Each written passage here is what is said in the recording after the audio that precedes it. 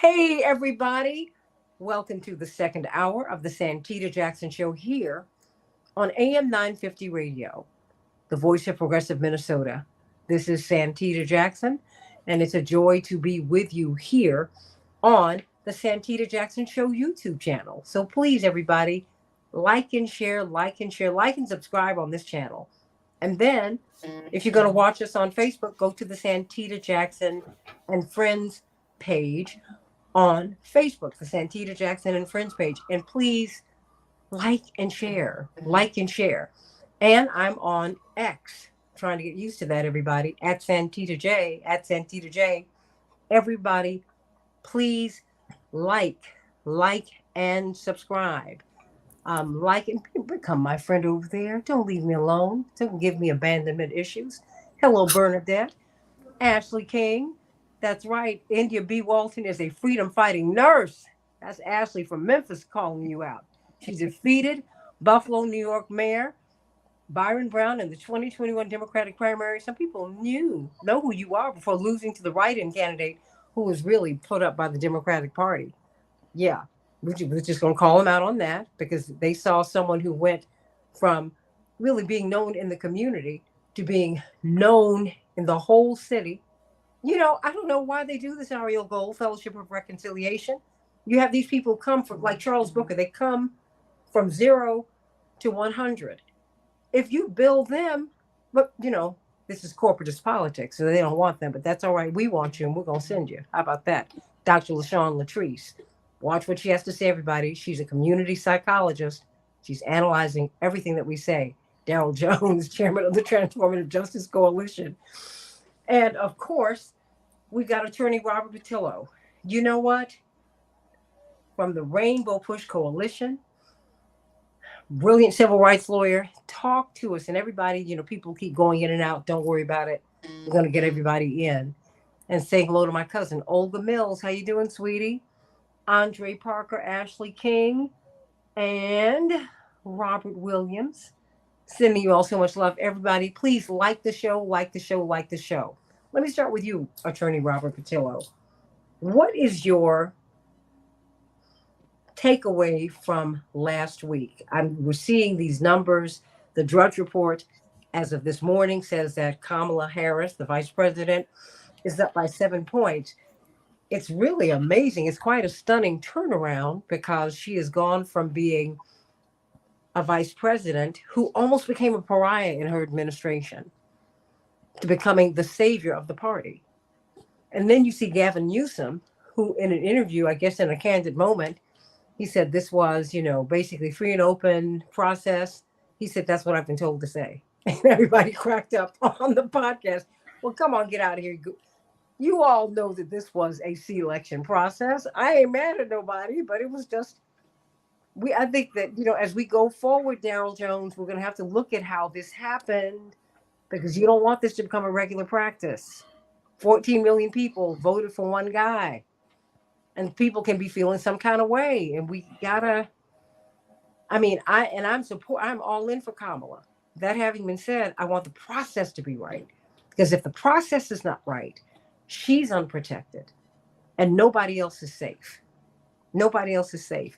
So, attorney Robert Patillo, what do you make of her chances?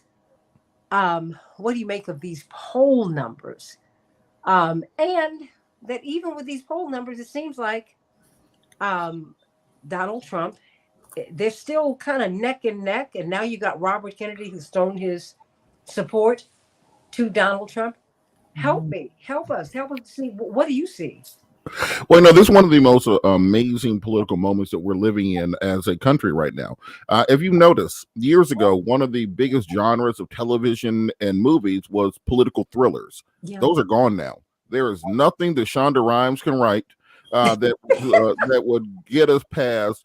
One president got shot. The next president had to step down. They found a half Indian black lady. They raised $500 million, and now Shonda Rhimes can't compete with that. It's over. West Wing, Scandal, House of Cards is gone. That genre is like Westerns. It's over. It's never coming back. It'll be replaced by superhero movies. But I think that what we see is that there was a pent up demand for energy on the Democratic side of the aisle. There was a pent up demand for hope on the Democratic side of the aisle. There was a pent up demand for this energy. And once Joe Biden stepped out of the race, all of that was unleashed. Also, there was a pent up $500 million apparently sitting around that they could have put in there. Um, I guess they looked under the couch cushion between the mattresses. They found it, and that's really helpful also. But with that, we have to understand that you have to take these polls with three taxes in mind. One is the woman tax that we all know exists. Hillary, at this exact point in time, in 2016 was up 8 points. Yeah. Kamala is up 7 points. So remember, there's a female tax. There's a lot of men answering these polls who say they will support her, and then they'll get to the voting booth and they'll say, I just can't see a woman with the nuclear codes. And so you have to put that into consideration. Secondarily, there's a black tax. We've all seen it. We all understand it. Nobody wants to talk to the pollster and say, I'll never vote for a black person, even though I'm a Democrat. They're not going to say that out loud. Do they believe that? Absolutely. And so you have to factor that into the polling also. That's about 2% in addition. And then there's what I call the secret MAGAs. They call it the silent majority, which are groups of otherwise progressive or liberal, well-meaning people who might have an I'm with her shirt on. They might have a coexist bumper sticker. They have a pride flag in front of their house. They go into the voting booth. They vote for Donald Trump, and they come outside and tell you how much they hate him. Those exist, and there's about 1% to 2% that will end up doing that. And we saw that a lot in 2016 also. So with that, Kamala still has a lot of work to do. The biggest thing that I saw was Steve Kerr, the coach of the Golden State Warriors, spoke, and I think that was apropos because in 2016, before Golden State was Golden State, they were just kind of a ragtag group of people, but there were a lot of them. And they showed that, and their motto for that team was strength in numbers. And I think that's what the Democrats were showing last week at the DNC convention. Because with the Warriors, you had Steph and Clay and Dre. Then you had like Andre Iguodala doing his role. You had like Sean Livingston coming off the bench. You had backup big men. You had shooters. You had defenders. And because they had so many people they could throw at you, they were able to defeat the superstar teams that existed where they were just heliocentric. Think about that in our politics now. The Republican convention, not a single Bush spoke at the convention or even attended. Not a single Reagan spoke at the convention or attended. Not a Romney, not a McCain, not any of the people who will be considered the dynastic families of the Republican Party. That's why you had Amber Rose and Hulk Hogan and those sorts of people speaking at the convention. Democrats were able to reach 50 years into the past, 75 years into the past, to bring out people from the Kennedy family, from the Carter family, honoring Joe Biden, honoring Reverend Jackson, bringing out Maxine Waters and James Clyburn and Chuck Schumer, all these 70 and 80-year-old people to show just how far back the roots of the Democratic Party goes. But they also brought out these new voices. They brought out a Jonathan Jackson. They brought out a Alexandria Ocasio-Cortez. They brought out a Jasmine Crockett to show that they can reach to Gen Z and millennial voters into the future, and that we can come at you. We can send Bill Clinton and Joe Biden to the Rust Belt. We can send Tim Walz over to Nebraska. We can send Kamala Harris and Michelle Obama to North Carolina and to Atlanta. We can send people everywhere and have A-list, top-of-the-line campaigners to push this strength in numbers idea. So I think what they were trying to get at was, even if you have misgivings about Kamala Harris herself as the candidate, look at the team you are voting for. You're not just voting for a ticket. You're voting for a political ideology. You're voting for a tent that goes all the way from Bernie Sanders giving a speech to the very next giving a speech deriding billionaires, and the very next person is Pritzker, who is a billionaire. They are both on the stage back to back. That's how big the Democratic Party party is. You can have someone who's young and energetic like AOC. The very next speaker is someone who's older and conservative like Hillary Clinton, all under the same tent. And I think this is why we've seen President Trump have such a hard time responding, having such a hard time really nailing the jello to the wall, because how do you stop everybody at once? This is like Thanos versus all the Avengers at the end of Endgame, all attacking him at one time. So whereas the polling numbers might not be completely accurate right now, what we look at in politics is trajectory. People keep saying we got 70 something days till the election. We don't. They keep saying we have 11 weeks till the election. We don't. Voter registration is over October the 5th in most states and October the 9th in the rest. Early voting starts October 15th. We got 6 to 8 weeks until this thing, until the votes are getting cast. And if you are in the Harris seat where you are ascending in every poll, where all the energy is around you, in track, we say they went into their kick at the right time. This is the kick phase, and Donald Trump is just trying to recover from a stumble where he fell down. He's being drugged down by J.D. Vance, who's an anchor. You've got Robert Kennedy, who I think hurts as much as he helps. I don't know how many people are going to say, hey, that guy who tried to eat a bear? And then a worm ate part of his brain, and he took a chainsaw to a whale's head and strapped it to the top of his car with his kids inside of it. And he confessed to cheating on his wife with 38 different women, and he may have sexually assaulted a babysitter. Hey, that guy, I'm going to go vote for him and the guy that he supports. I mean, I don't know how much that's going to help, but I think Kamala Harris is in great positioning. But again, we are 6 to 8 weeks out from voting starting, and they're going to have to keep this momentum going. And if they can keep the momentum going, there's a great chance of her winning. I'm speechless. I would have liked to see Robert on that stage at the DNC. He's a riot. I would have had a much better I'm speechless. Go on, India Walton. And take your hand off your mouth, Ariel Gold.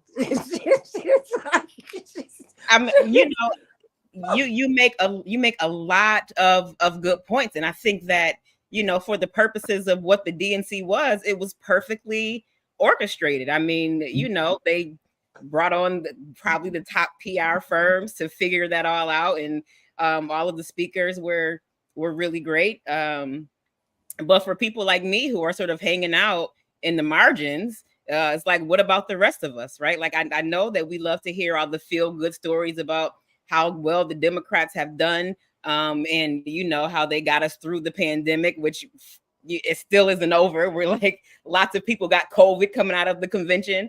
How we reduced childhood poverty by 40% for a few months, but then like that was good enough, so we'll let children fall back into poverty until we pick it up again next election cycle. A bunch of people got their student loan debt forgiven, but then a whole bunch of people still didn't, right? So like, we're like, while we are congratulating ourselves on the good work of the Biden administration, there are some of us who remember the promises of 2020. There are some of us who remember being told, just go with Joe and we can push him further left. And right now we're in the middle of watching a genocide on our computer screens and on our phone screens. And we have our children here at home being arrested and accosted on their college campuses for protesting. There are lots of people who are not siding with what we're being told is the dominant narrative of the Democratic Party. And, polls be damned, but the polls suggest that the majority of voters, both Republicans and Democrats, want an end to the genocide in Gaza.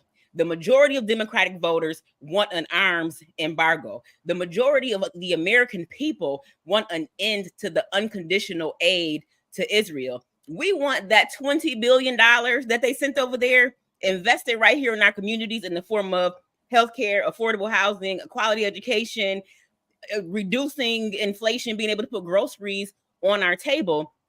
And Harris and the Democratic Party is going to have to explain that to us. It's not enough for us to be going out voting for her because we don't want Trump. We did that already.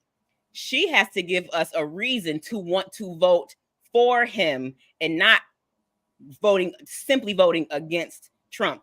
The decision makers, the deciding factor in this election are going to be the unlikelies. It's going to be the 18 to 35s. It's going to be the folks who usually stay home. And we cannot ignore the impact that low turnout is going to have on a lot of these down ballot races where we have Republicans and conservatives trying to take over school boards and county legislatures and city councils and all of that. So, I think that it's easy to paint progressives and anti-war folks and pro-peace folks as sort of this fringe part of the party.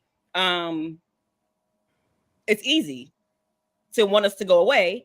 But the fact of the matter is that we are the people who are organizing. We are the people who are registering people to vote. We are the people who are giving folks rides to the polls. We are the people who are making sure that we call in 5 of our friends to make sure that they go out and vote too. And if we don't have a compelling reason to do that, then we might be looking at a second Trump presidency. Well, and it's very interesting, Latrice, Dr. LaShawn Latrice, community psychologist. We keep hearing about, Black women are going to save the day, Black women, Black women, Black women. And this is our moment. The Divine Nine, I'm part of that. Howard University, I'm part of that. Vice President Harris is a year behind me. I got it. But when I hear India Walton's voice, that's the Black woman's voice too. That's also Ariel Gold's voice. Ariel, both of you are shaking your head vigorously in assent to everything. We're cracking up with Robert, but we're also agreeing with him. I mean, Robert Williams said, "Yep, you got that right, India." While people are laughing at Robert, they're also saying, high five is the truth. Dr. Latrice, you were nodding so vigorously in assent. Why? What resonated? She was representing much of what I have been hearing, what we've been saying, what a lot of the people who are being kind of silenced, what we're saying in the backgrounds, we're actually the people pushing the momentum. I feel like before, when we were watching what was happening at the DNC, I think it was invigorating for many people. They saw that show of unity, but I also think a certain type of narrative was being shoved down our throats, that we're going to look at all these big name people, all these celebrities and all these high profile people, and that was supposed to be impressive. And while it may impress some people, others are going to be looking at this prosecutor versus a felon narrative. See, because that would count LaShawn Latrice out. You know what I mean? So explain that to me. What do you mean by that? So when I see prosecutor versus felon, it looks like that felons are being shunned. They look like they're being left out, pushed back, and almost called out. Whereas no one's looking at it from the perspective of many people who have been just as impacted are going to be the very same people who are fighting for their rights, fighting for humanity, and fighting for those things that represent their voices in their communities. So no mention of prison reform. None of that came across the DNC stage when we talk about that. So when we hear that narrative being pushed by the Democrats, it shows a different side. And it also parallels to those people who can identify with Trump being a felon. See, they're forgetting about that. There's going to be people who go, oh, he's a felon and he's doing this, and this. I'm going to vote for him. But, people don't understand. He's using that as a way to gather new voters while the Democratic Party is using it to push us away. And I got news for him. It's a lot of us out here. Okay. Many people who hold those we don't care about those banners and titles and things like that. But when you talk about ways to make changes or affect change in the community or change the narrative of what the community believes, you have to be careful with the language that you frame things with. And I think that that's one of the things that they're really making the Democratic Party look crazy with, because they really kind of tricked them into saying, hey, we love police. We're just basically everything opposite of what they really should have been saying when you're defunding and doing things like that. So now, because they thought they had to take a particular stance, now it almost looks like it's working against them. Well, Ariel Gold, what say you? Because really, we are watching the Democratic Party, really, according to this Truth Out article, the Democratic Party is lurching right by Schuler Mitchell on policing and immigration. And so you got the Israeli hostages on stage. That was important. It was. Yep. But the Palestinians got pushed out. They were told no. They were just told no, which made all of us go, huh? Like, wait a minute, how are you going to work this out? And you tell me, what your takeaway from the convention? Let's just start there. First of all, I want to say that I am all in for Kamala and will be doing all that I can to get her elected. And I totally agree that there's a lot to be wanting. There's a lot left wanting. I was never a fan of Joe Biden. Oh God, I just nails on a chalkboard for me, just in so many ways.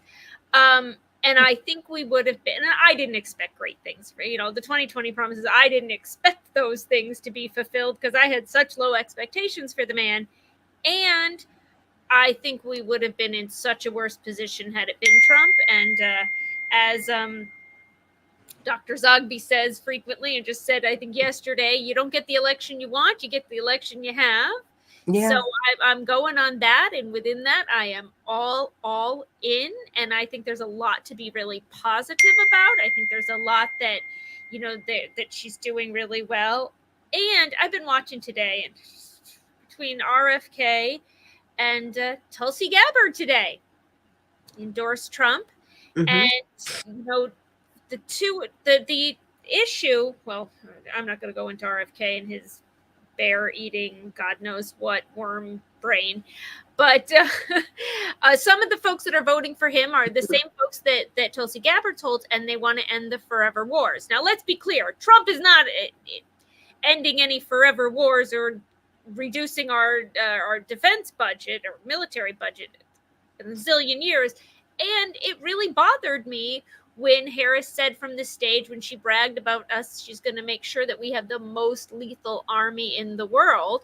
And that bothered me just as an anti-war person and so on. But it also bothered me in terms of her getting elected, because there is public sentiment in this country right now across the aisle that we are sick of these forever wars, and we are sick of these bloated, grotesquely bloated military budgets at the demise of schools and healthcare and education, and on and on. And I would like to see the Harris campaign, really get there and start speaking to that, because I hate that we might be ceding that territory to Trump, that Trump owns that vote. Again, he's no better on this, but he's owning Rhetorically, he is. Rhetorically, he is. Exactly. Yeah. And that just makes me infuriated, right? I feel like my skin is crawling. How in the world is he getting that rhetoric and we're not? That should be ours. And so I would love to see the campaign take the mantle of that. But rhetorically he is, but he did meet with Kim Jong-un. I mean, the fact is we forget that we are still at war with Korea. We have an armistice agreement. We don't have a peace treaty. And somebody needs to point that out and get that worked out, Ariel. I mean, this is ridiculous. I mean, what we're doing, the monies, and then in the midst of all of this, you sneak in $20 billion more to Israel. And I'm watching us not eat in Chicago, in Detroit, in Jackson, Mississippi, in Atlanta, in Itta Bena, Mississippi. I mean, yeah, Americans are struggling. We've got our grids, they're under threat. I mean, you saw what happened in Texas with the heat. We're not even in the 21st century. We're not even at the end of the 20th century with our power grid. And we're vulnerable to our enemies. And we do have many. And they are increasing in power today. So, rhetorically, he is getting those people, and it says something that Robert Kennedy reached out to both Harris and Trump. Let's make a deal, and let's be clear, Daryl Jones. That's how politics, Robert Patillo, y'all. That's how politics works. This ain't no love fest. People don't fall in love; they fall in line. That's politics. I had to learn that. That was a hard lesson for me to learn. So, and they dismissed him. Harris did, and that you win by addition, not by subtraction in politics. You can't dismiss anybody. If anything, look, in 1980, Ronald Wilson Reagan came to Reverend Jesse Jackson's office, ostensibly to seek his support. Now, everyone knows that Reverend was not going to support him because he did leave that same office and become Carter's chief surrogate that fall. Okay? But it was the respect. And it was, I certainly want to reach out to you as I'm making this run, even though I did open part of my opening campaign was in Philadelphia, Mississippi, where they killed Goodman, Schwerner, and Cheney. I got to try and clean that up. While his wife freaked out at the office because all these black people were frightening her after she'd come on the stage in Chicago and said, "Look at all the beautiful white people." But I digress. I just thought I'd pull a little history lesson in there inside of a minute. but I'm just saying that's politics. And Reverend could have said, "No, I don't want you to come over here and see me." No, you're running for you're the Republican nominee. You want to talk? Let's talk. I want to hear what's on your mind. I want to hear what your program is. Let me tell you where I am. And they walked out respectfully, glad that you came by. Thank you. And that's it. So Daryl Jones, prayerfully, as you are giving me that meditative look. Okay. What say you, my brother? Well, Santita, it's always great to listen to Robert Patillo and him lay everything out because he, puts everything in such I think, a very clear way, sort of a homely sort of way so that everybody can sort of get it and what his points are. One of the things that I think we've got to remember, and again, kudos to the convention. I thought it was, it did precisely what it was intended to do, in that it introduced Vice President Harris to the country. It gave, her husband, I just thought, did a phenomenal job of making her very real, making very personal, what the family is like, what it's like, being with her, what she's like as a person. I thought that the nieces and nephews all added to that. So it accomplished its purpose with regards to the introduction of Vice President Harris to the country as the Democratic candidate for the presidency. One of the things that Robert lifted up that I think is accurate is that, we are now going to start seeing what he called the black tax, right? That having the black candidate in place and the impact that that's going to have on her candidacy. We're also going to see, a lot of the misogyny that now begins to kick in now that she's there.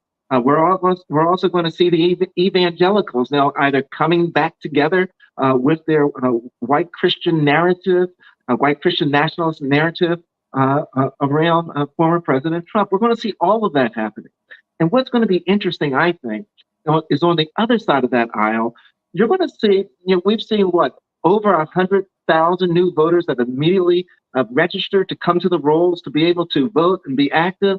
Of those 100,000, 85% were under the age of 25. These are young voters that are coming out because they've been energized by what they've seen coming from Vice President Harris. You're also going to see more seniors coming out.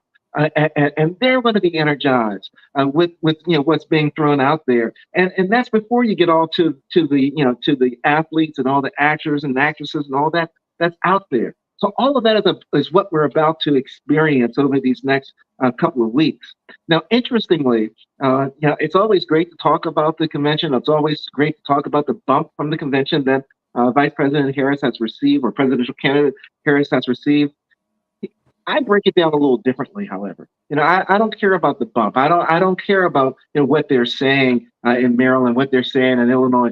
I'm concerned about what they're saying in the battleground states. What's happening in Georgia? What's happening in Pennsylvania? What's happening in Wisconsin, Michigan, those areas? Because what I think that's really where you decide this election is going to be in those battleground states. And in those battleground states, it's not simply whether or not people are excited about being able to vote and all the other pieces that go along with it. There's voter suppression that's also there in place, which is going to try to stop people from being able to vote and to cast their ballots. And the question then becomes, Georgia in particular, Florida definitely, Wisconsin without question, and Michigan, and North Carolina, how much of an impact will the anti-democratic forces have in being able to make it more difficult, frustrating folks, particularly young voters, from being able to get to the polls? You got to remember, they've had almost 3 years now of putting in place legislation to make it more difficult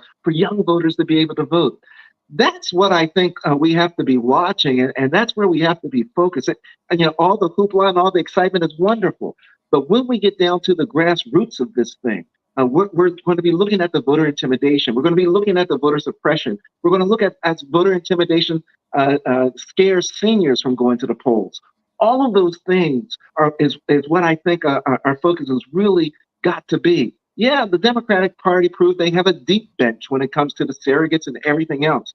But the real question is going to be, how do they handle, how do they respond, how do they react, how do they prepare for what's about to come from the conservatives and those that have been having meetings, having training sessions on how to suppress votes in places and polling places across the country. That's where the preparation, I believe, has to come right now, Santita. Well, India, how do you feel about that? I mean, because it seems that as we saw the crackdown on demonstrators, as you were careful to point out in the last hour, not protesters but demonstrators, because I think we do need to be very careful about our language, right? These people were demonstrating their points of view. And Karen Lene said, "So you are willing to have a second 45 presidency based on Gaza?" Nope, not this Black woman, unserious and contrarian. I don't think you're being fair by calling someone unserious and contrarian just because they differ from your point of view, and just because people have questions and are willing to press Vice President Harris on her positions. That does not mean that you don't want her to win. The fact is, we pressed her on Josh Shapiro. She moved. That's the name of the game, Karen. This is not about falling in love. This is about falling in line. And the thing is, as my mother said, my mother, all 5 feet, no inches of her, 10 toes down, said, "Look, I would never be married to someone I couldn't fight." My father's in his prime, 6'3". He's about 6'2.5" now. She said, "There's no way. You cannot have an equal relationship." And that's what politics is. This is not a coronation. This is a nomination and an election. You might not get who you want, but you better get what you need. That's what this is. This is about resources. Who's going to get them? So, you sit there and don't say anything and just and elect someone if you want to. I wouldn't advise that, India. Now is the time to say, hey, this is what I want. You can push her. That's what FDR told A. Philip Randolph. He said, "Go out in the streets and make me do it." Do you think LBJ just gave us civil rights? No, we demanded it, and he responded to the times. As John Kennedy was about to do, he was pivoting into that position when he was murdered. Every action merits an equal and opposite reaction. You got to push to get what you need. India. Yeah. Do you want another Trump presidency? Is that why you're being so critical? I would argue that I'm actually very serious. I think that when it comes to, and I think that Daryl had a good point, right? Like, we're seeing young people register to vote in droves, and I would just argue with that. It's not because they're so excited; it's because they're organizers who are going out to college campuses and registering young people to vote. Organizers like myself. Organizations who are working in civic engagement and educating voters, young and old, on what the issues are, making sure that people get out to the votes, to the polls. So yeah, I'm very serious about my politics, and that's why I am critical of Vice President Harris and the Democratic Party. That's why I have been critical of Joe Biden. Does that mean that I want another Trump presidency? Absolutely not. But do I know that our issues and our wants and needs as people who live in this country need to be heard and amplified and illuminated and taken care of? Absolutely. And if you say nothing, if you demand nothing, that is exactly what you'll get. So those of us who are serious about justice, those of us who are serious about liberation, both here and abroad, have to be willing to speak up. And sometimes that takes sacrifice. And sometimes it means that you're going to have to take it on the chin. I mean, call me what you will, but I sleep good at night, knowing that my tiny body and big mouth is having an impact, whether that be the most minuscule of moving the needle. We keep saying that Joe Biden so graciously stepped aside. No, he did not. That was pressure. It was pressure. I would like to remind folks that at Roots Action in July of 2022, we unrolled our Don't Run Joe campaign that then turned into Step Aside Joe. We've been saying for 2 Blasphemous. years. We've been saying for 2 years that we did not feel like he had a viable campaign to defeat a second Trump presidency, and people called us crazy.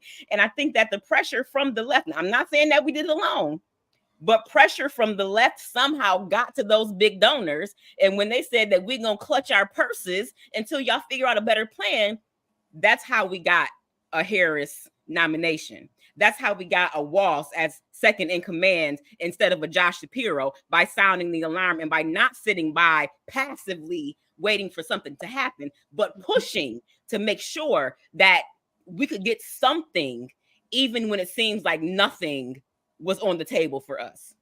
Please go jump on in. Well, I was going to say on that exact point. First day of political science class during freshman orientation, they tell you, at least at Clark Atlanta University, they do, politics answers the question who gets what when, and on the graduate level, how and why. And so when we're talking about the demands that have to be made, oftentimes in Democratic politics, we have this mythical Midwestern Rust Belt white voter that they think is going to come back. It's almost like the kid waiting for their dad to come back from getting that pack of cigarettes at the store. One day they're coming back. One day they're going to come back to the family. That voter has been gone since Reagan.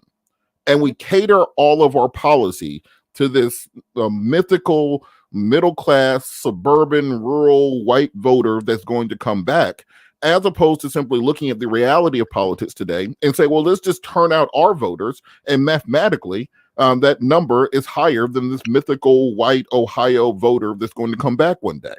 And because of that predisposition, because of that mythology, it dictates the policies of the Democratic Party. It dictates the platform of the Democratic Party, because much of what they do is meant to not scare away that voter that has already left and ain't coming back.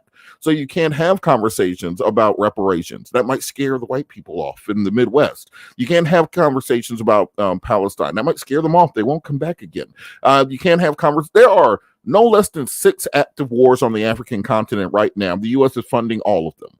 Whether it's the war in the Sahel, the war in Libya, the war in Sudan, the war in Congo versus Rwanda, the situation going on in Eritrea, and the remnants of the Tigray rebellion, the subjugation of individuals in Uganda, all down the line. The 90 miles off the coast of Florida, Haiti is still reeling from the assassination of their president when the U.S. DEA just happened to be there hanging out for some reason. Nothing to see here, folks. But we can't talk about any of those things, because if you talk about them, it's going to scare off, Jill and Dan in Cedar Rapids, who we all know are just about to come back to the Democratic Party. The Democratic Party has to have that come to Jesus meeting and realize that the growth of the party is no longer a Rust Belt party. It is a Sun Belt party. And if you put forward strong progressive policies, you win North Carolina.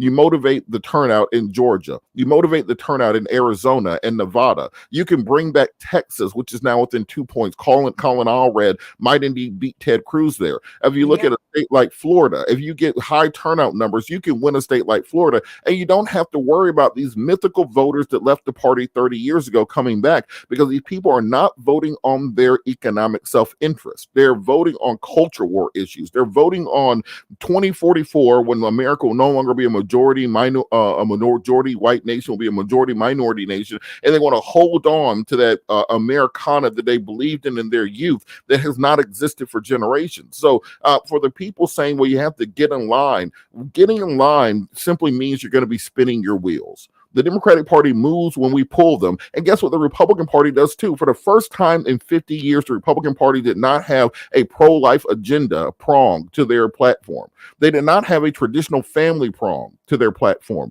They brought out porn stars like Amber Rose.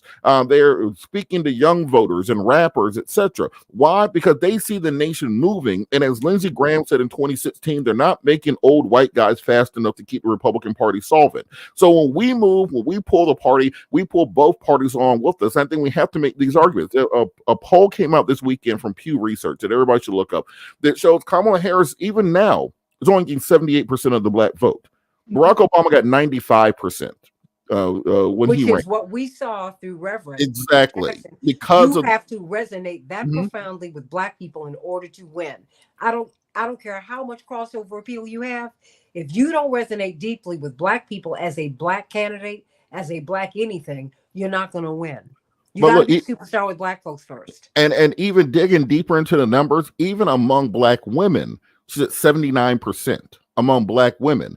And so those are just the numbers. That doesn't even talk about the enthusiasm in the black community. So instead of spending all this time and money and policy trying to get national security moderate voters in Racine, Wisconsin to turn out and vote for you, the black folks want to vote for you. They just want you to put the policies in place that will encourage them and put that on the platform. So whether that be the end of the war in Gaza, the end of neo-colonialism throughout the African continent, whether that be withdrawal of U.S. interest from the Caribbean, the end of sanctions internationally, whether that be a reparations plank to the party platform, do what your voters want and they will turn out. You never see Donald Trump trying to moderate his message to bring in swing voters. He's about turning out his base. He doesn't even care about the Romneys, Bushes, and Reagans of the world. He's about doing what his base believes in. And Democrats have to see that lesson and understand that's where American politics are at right now. The reason Donald Trump's floor is 43.5% of the vote is because that floor is 100% behind him and they will turn out no matter what. That's why they have ascended him to a religious-like figure, because he represents them, and Democrats have to stop trying to fight for people who are in a religious cult and try to get their people motivated to turn out. And be very clear, it's a movement. I mean, Donald Brazil said it. And if you are not clear that this is a movement, and it's not even about Donald Trump, the reason many of these voters toggled between Trump and Bernie in 2016 is they want someone to fight for them. That was on the heels of Tea Party and Occupy. People are angry out here. They're not eating. They can't send their kids to school. They can't afford rent. They can't afford to buy a house in 99% of the counties in the United States. Stop it, y'all. Dr. LaShawn Latrice and Indy Walton, everybody look, because I'm going to have all my sisters in it, including you, Ariel Gold, because there is a disconnect that he just spoke to that Vice President Harris has with Black women. What is it that you see, Dr. Latrice?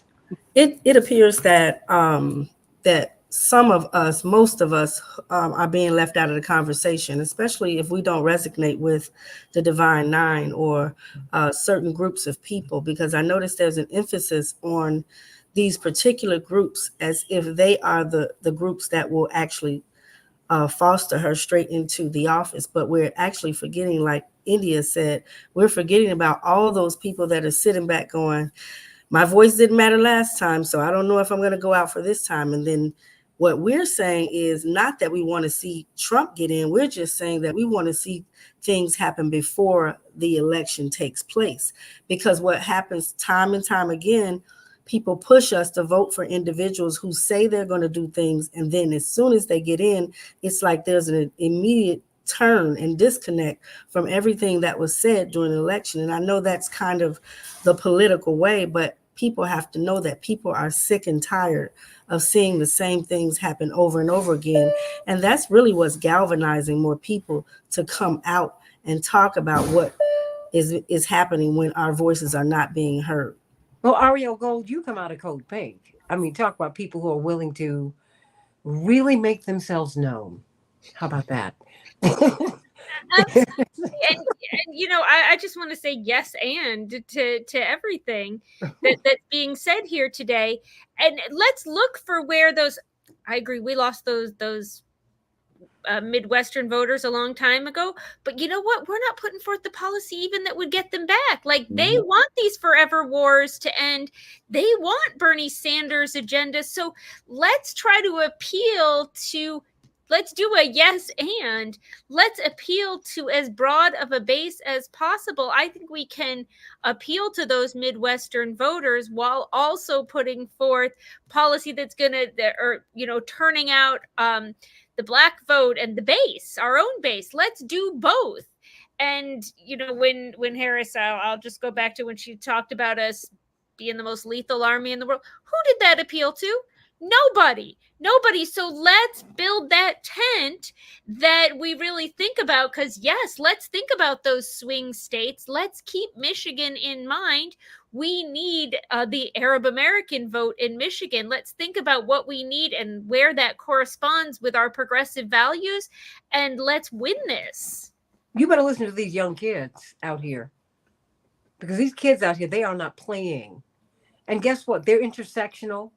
They're crossing all lines, and they are working together. Hello, you guys. They are. In that same Pew Research study from this weekend, among voters under black voters under the age of 40, Kamala Harris only pulls about 68% of the vote. So these young people are not, even with all the brat summer and all of the, energy and stuff, they're not sold on this either. And remember, Donald Trump has very strong support among young voters. Sexy Red is on tour right now with the Make America Sexy Again tour, running around with a MAGA hat on. You got Whoa Vicky, Lil Pump, you got Waka Flocka Flame. You have a whole generation of young people who grew up on reality TV shows and all the rappers that Donald Trump pardoned, whether it's Kodak Black, Lil Uzi Vert, Lil Wayne, Kanye supporting him, Ice Cube has been supportive, 50 Cent has been supportive. There are a lot of young African Americans who have a completely different view of Donald Trump than what's being told by the media. They see him, think about if you're 20 right now and we're 10 years into the Trump era of politics. You have grown up with Crooked Hillary, Yo Mama Jokes, Lil Marco, etc. He's a pop culture entertainment reality show figure, and you've grown up in a pop culture entertainment reality show generation.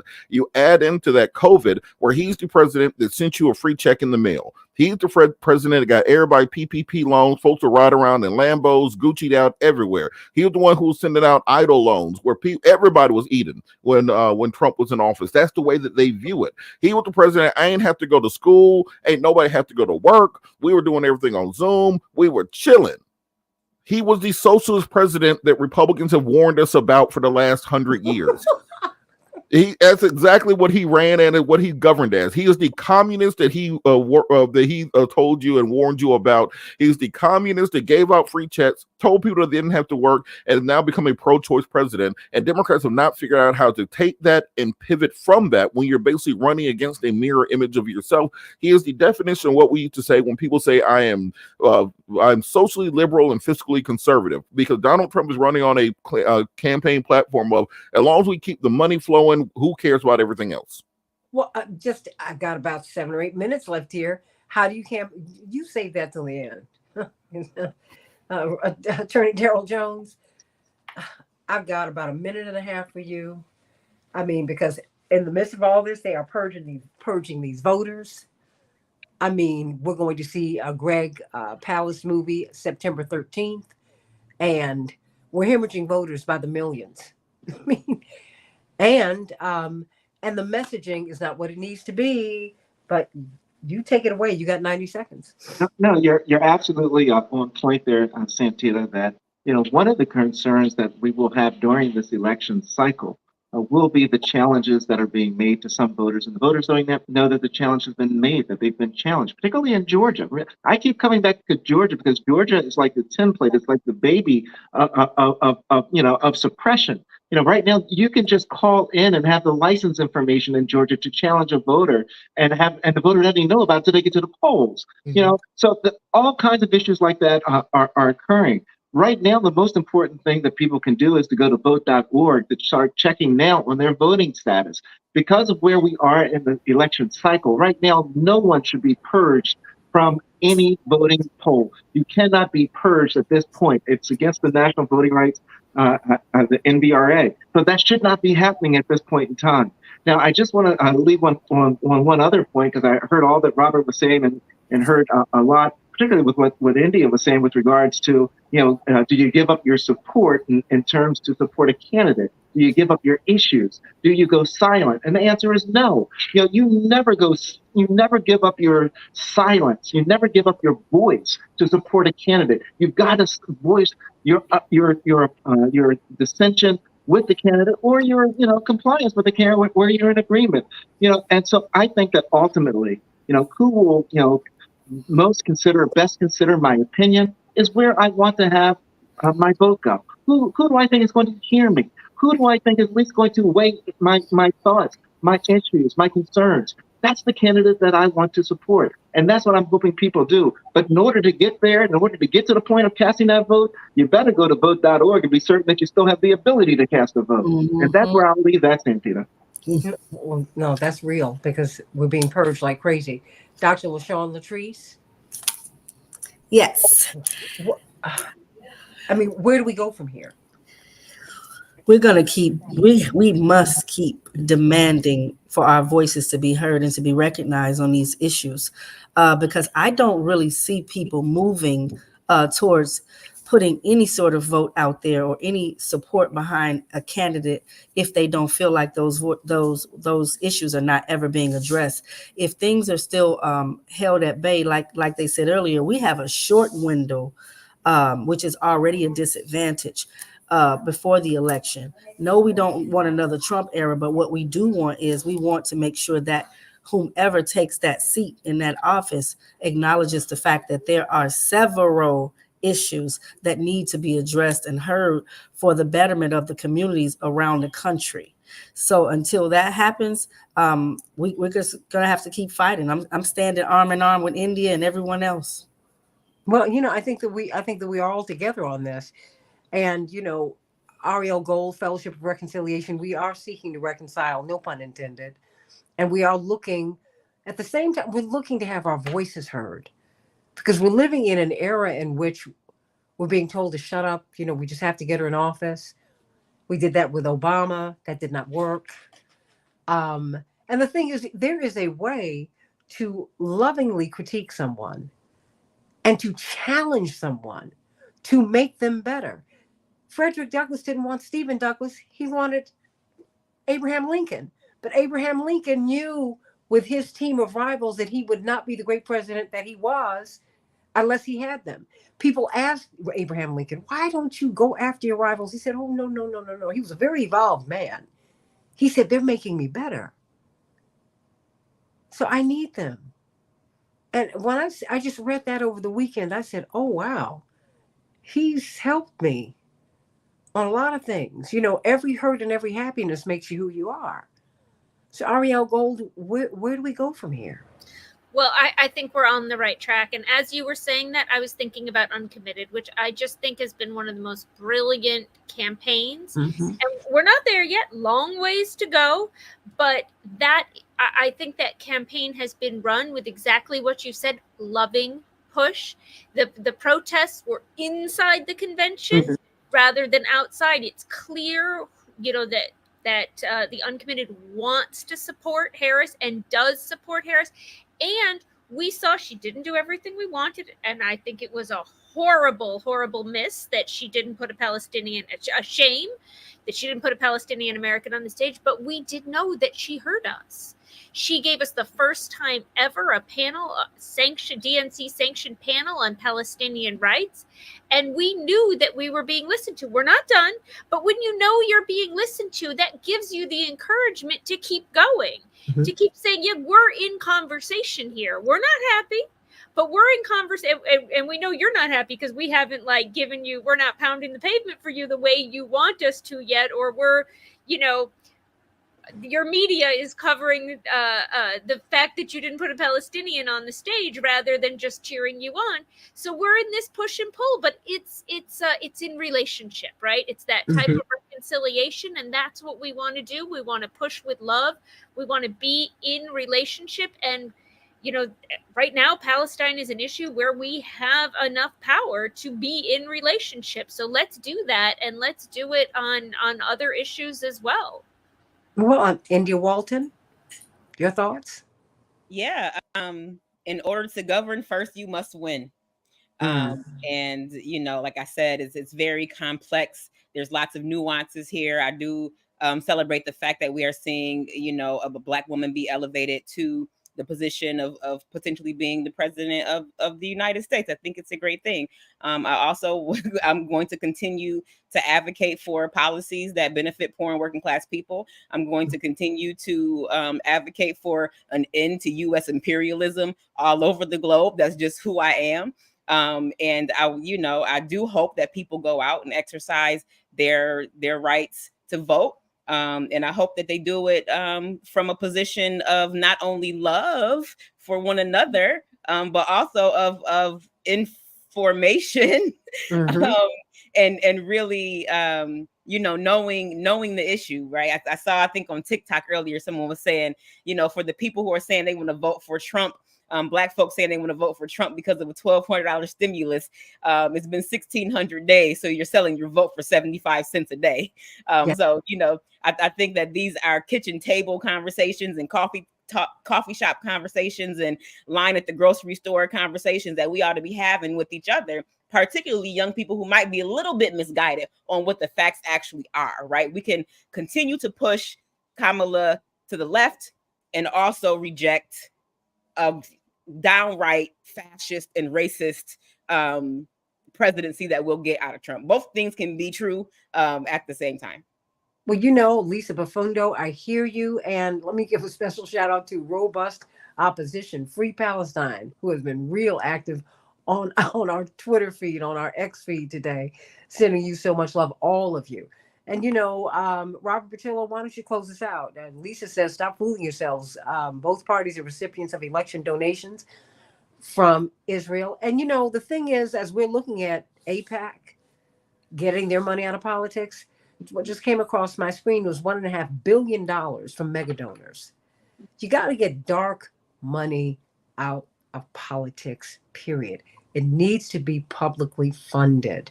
And until you get dark money out, asking a candidate not to meet with AIPAC, not to get their money, y'all got to get realistic. You got to get realistic, because this is how the game is played at this time. Now, can we push back? Absolutely, we can, Robert Patillo. But it's going to take a whole lot. It's going to take a whole lot of pushback, a whole lot. And we need to be clear on what we're watching. The sausage being made, everybody, and it ain't cute. I know you didn't think there would be hoofs and nails and toenails in there, but and the tail, but that's in the sausage too. Well, I think back to what were the progressive kind of outlandish issues 20 years ago when I started working in Democratic politics. So think back to that 2004 race, Kerry Edwards versus Bush and Cheney. Mhm. We weren't talking about gay marriage. We wouldn't even say the words out loud. We were talking about civil unions. Mhm. Because we couldn't actually, as Democrats, say that we supported gay people being able to marry each other. We weren't talking about abortion at all. We would not say the word abortion out loud. It was pro-choice, and it was abortion should be safe, legal, and rare. And now this is a constitutional and human right. We doing what we need to do, and it has nothing to do with anybody. That's where things have moved at. And so the same way that those issues were outlandish and could not be spoken of in polite company 20 years ago, these issues we're talking about right now will seem so humdrum in 20 years that they will be amazed we didn't address them earlier.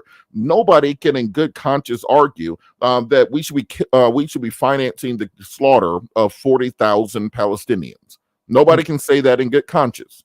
Nobody can realistically say that the descendants of slaves here in America do not deserve reparations for what they have contributed to and built for this country. It's an impossible argument to make in good faith.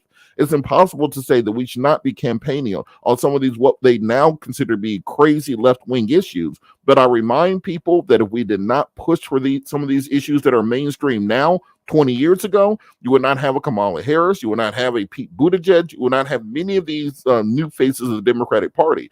So I'll end with one of my favorite quotes that Dr. King borrowed in one of his speeches when I say, truth forever on the scaffold, wrong forever on the throne. Yet that scaffold sways the future. We're all on the scaffold right now, and we should keep pushing, keep bending, because that arc of the moral universe does not bend towards justice unless somebody's pulling that damn thing down.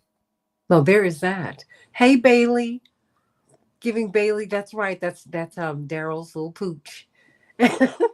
And sending all of you so much love. Let me just say to my family, Ariel, Dr. LaShawn, Latrice, India Walton, all 5'9" and no inches of her, Attorney Daryl Jones, Attorney Robert Patillo, and my morning stars. And now, Lisa Profundo, you are part of that. Absolutely. Robust opposition. Free Palestine, you're right. The Lancet study said it's 200,000 people who've been killed. It's because it was 186,000 4 weeks ago, and they project 500,000 will be gone by the time this is over. You're right. You're absolutely right. Now let's vote about it.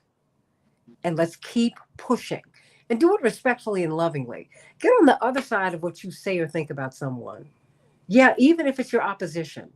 We don't need to hate anybody. Don't put that into the discourse, even, yes, with someone for whom you will not vote. Don't do that. Let's be bigger and better than that. Let's be loving. If we want a loving society, if we want the beloved community, let's start with us. Let's do that. We can create that. We don't all have to agree. Unity does not mean unanimity. It just means we're together. And we might be elbowing and mad part of the way, but I'm from a family of 5 kids.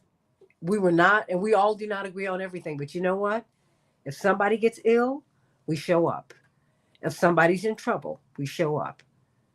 Our parent, daddy has Parkinson's, means we all have it. Jesse, bipolar disorder, we all got it. I had to have surgery. Everybody was on that table with me. That's it. Came over here on different ships. We're in the same boat now. Reverend Jackson said that 40 plus years ago. Those words are as true today as they were then, as they were 400 and then 500 years ago. We are all one family. Yeah, we are. How about that? Look around you, brothers and sisters. This is what the American family looks like. Oh well, I love you. Have a good one. And I'll see you tomorrow, Robust Opposition, and Lisa Buffundo, and Robert and Hannah, and everybody, sending you so much love. God bless you. Bye-bye.